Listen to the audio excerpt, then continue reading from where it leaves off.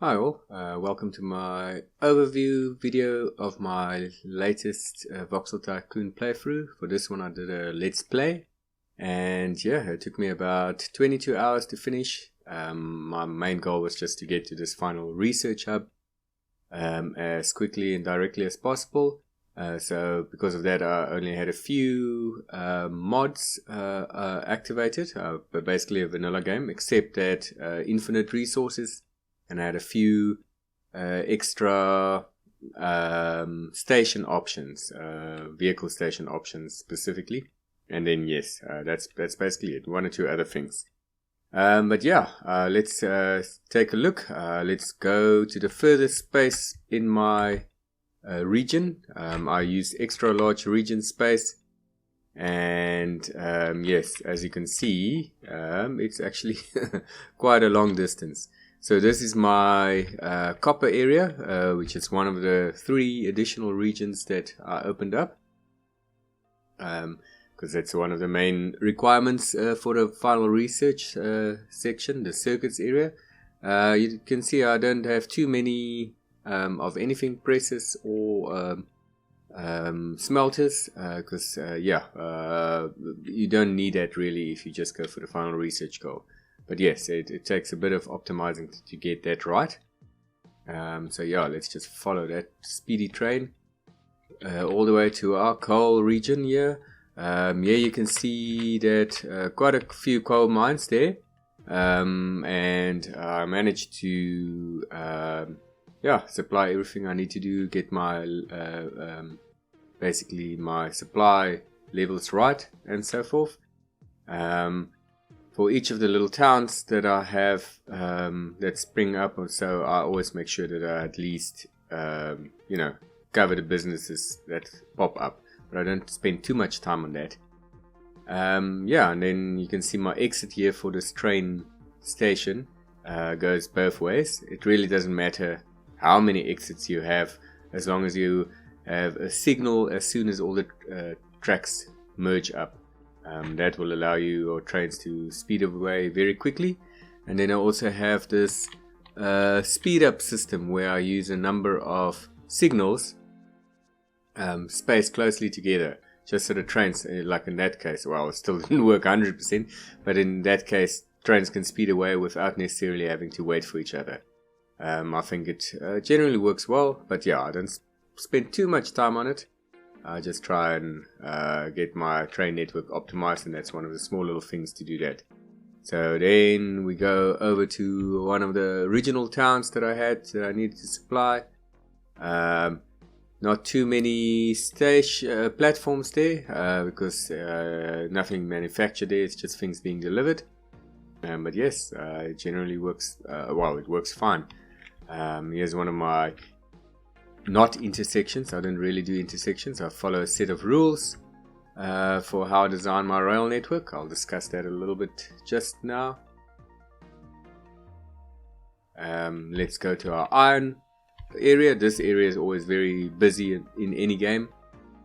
You can see I have lots of smelters there, and then I have the presses for the iron parts and the iron plates, and then also presses for steel bar. And what do you call it? Yeah, it's steel bar.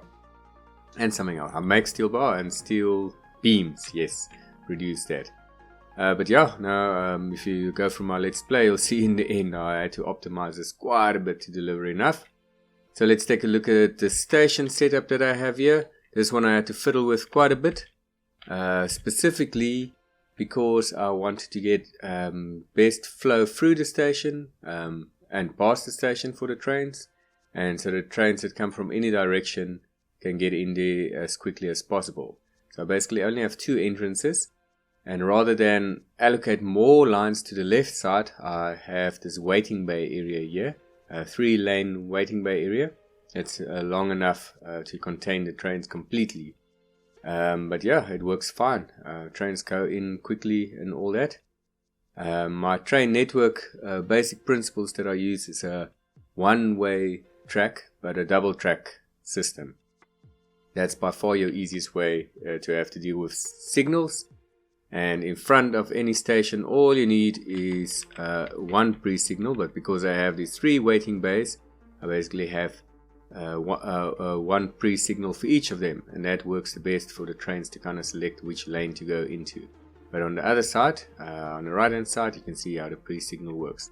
That's about the only place, if you have a one-way double track system, where you actually need pre-signals.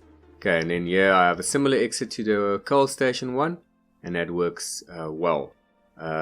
Trains can, as soon as they pass that first signal, the next train can leave. So you can see it's constant movement of trains and so forth. So my approach for intersections, as I discussed a little bit earlier, is to basically not have a formal approach to it. All I try to do is to follow a simple set of principles. The main rules of that is to make sure that when a train a track join another track, is to have a signal just before the join and then a signal straight after the join, and then basically to make sure if a train leaves a join, same setup, have a signal before and after the split, and to make sure if a train leaves a joined area that it has enough space to completely leave that area before it joins the next track. In that way it will never block the track behind it. And that's simple. It's all you basically need. And then of course just to have your spacing for your trains, automatic spacing. I work on 135 meter trains, and that works the best for me. Tunnels are always a little bit complicated, but in this case I have these really dingy little short tunnels which didn't really slow things down. But yes, formal intersections I have nothing against them in principle. As soon as we have blueprints in the game, I'm sure I'll come up or use formal kind of set intersection or junction that works on the same principle. But yes, so I try my best not for any tracks to cross each other. It's not needed at all. You have enough space, but always make sure that you use bridges or tunnels, and in that way you have good flow like we have here. Okay, and then here is one of my other main starting cities. Again, don't need a big station because it only delivers things. Doesn't actually produce anything here. But it's 2 cities that ended up merging in the end. They ended up getting quite big. I don't limit my city growth at all. I just let it go. I don't have a problem with that. Mostly in this case, I guess, because I didn't have to deal with passengers. I just decided passengers are not really a big thing in the game yet. They don't really add money, and they just let your cities grow bigger than you need to be. They're not profitable, basically. Okay, there's some of the other stations I used, just because they're out of the way, and they make a whole lot of sense for trucks to just come and deliver something off, rather than having to build a whole separate station building. So I like that. It works really well for me. So I like the idea that you have mods like that. And in my general kind of stations, there's a double platform one.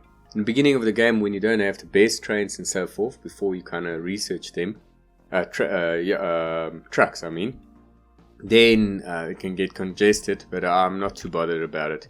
As soon as you can upgrade, then it's really not a big wait. And you actually don't need a lot of tracks for them. Okay, let's move on to another area. This is my glass area, sand area. Basically, also don't need a lot of production there, but it worked well for my needs for this particular game. And then I'd have this little convoluted roundabout area to this city, just because I didn't feel like putting a track through to this area here, because it was already getting too congested. So I decided rather to just let the track go around like that. Which it's not a main artery of my system, so it wasn't a big deal to do it that way. Okay, and then my busy wood area, wood manufacturing area, takes quite a bit of planning, I guess, or let's rather call it fiddling, to make sure that you get the right amount of wood planks and wood beams being produced for what you need in the end.